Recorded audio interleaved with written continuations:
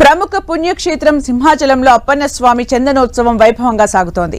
చందనోత్సవం సందర్భంగా స్వామివారు భక్తులకు నిజరూప దర్శనమిస్తున్నారు. ఆలయ అనువంశీ ధర్మకర్త అశోక్ గజపతిరాజు కుటుంబ సభ్యులు తొలి పూజ చేశారు.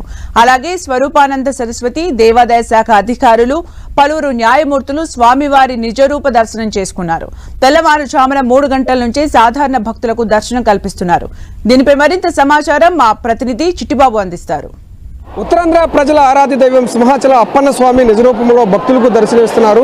భక్తులు పెద్ద సంఖ్యలో ఉదయం నుంచి కూడా తరలివస్తున్నారు. ఎలాంటి ఇబ్బందులు లేకుండా ఆలయ అధికారులు అన్ని ఏర్పాట్లు చేశారు. ఇక ఉత్తరాంధ్ర జిల్లాల నుంచే కాకుండానే తెలుగు రాష్ట్రాల నుంచి కూడా పెద్ద సంఖ్యలో భక్తులు తరలివచ్చారు. ఇక వెళ్ళేటువంటి క్యూ లైన్లో వెళ్ళేటువంటి వారంతా కూడా గోవింద నామస్మరణతో ఈ ప్రాంతం అంతా కూడా మారుమోగుతుందని చెప్పవచ్చు. ముఖ్యంగా ఎండ తీవ్రత కూడా అధికంగా ఉన్నటువంటి నేపథ్యంలో అధికారులు ఎండ తీవ్రత దృష్ట్యా ప్రత్యేకమైనటువంటి ఏర్పాట్లు చేశారు. ఈ సంవత్సరం చందనోత్సవానికి 1,00,000 నుంచి 1,50,000 మంది భక్తులు వస్తారంటూ కూడా అధికారులు అంచనా వేస్తున్నారు. ముఖ్యంగా సర్వదర్శనంతో పాటుగా 300, 1,000 రూపాయలు, 1,500 దర్శనం కూడా టికెట్లు ఉండే విధంగా క్యూ లైన్లు ఏర్పాటు చేశారు.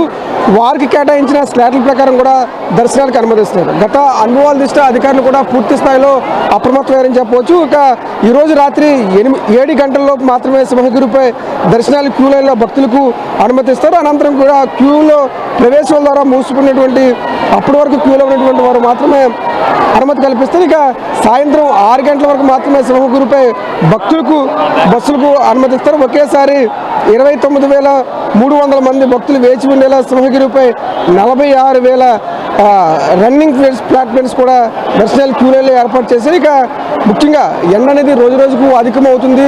ప్రతిరోజు కూడా 40 నుంచి 45 డిగ్రీల ఉష్ణోగ్రతలు నమోదవుతున్న నేపథ్యంలో ప్రత్యేకంగా 40 చదరపు అడుగుల విస్తీర్ణంలో కూడా షెడ్లు కూడా ఏర్పాటు చేశారు.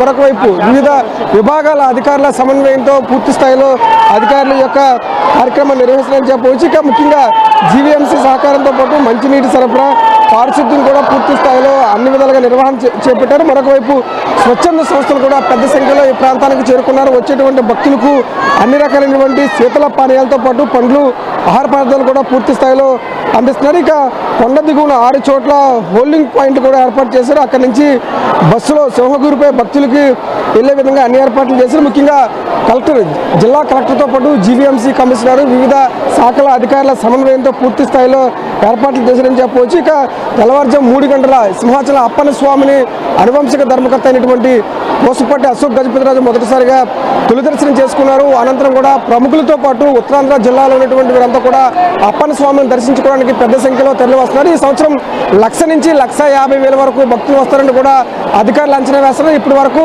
40,000 నుంచి 50,000 మంది భక్తులు ఇప్పటికే అప్పన్న స్వామి నిజరూపంలో దర్శనం చేసుకున్నారు. ఈ రోజు సాయంత్రం 7 గంటల వరకు కూడా దర్శనాలు కొనసాగనున్నాయి. పూర్తి స్థాయిలో ఎండ తీవ్రత కూడా అధికంగా ఉన్నటువంటి నేపథ్యంలో వివిధ శాఖల అధికారుల సమన్వయంతో పూర్తి స్థాయిలో భద్రత ఏర్పాటు చేసేటువంటి పరిస్థితి విశాఖలో చాలా స్పష్టంగా కనబడుతుంది.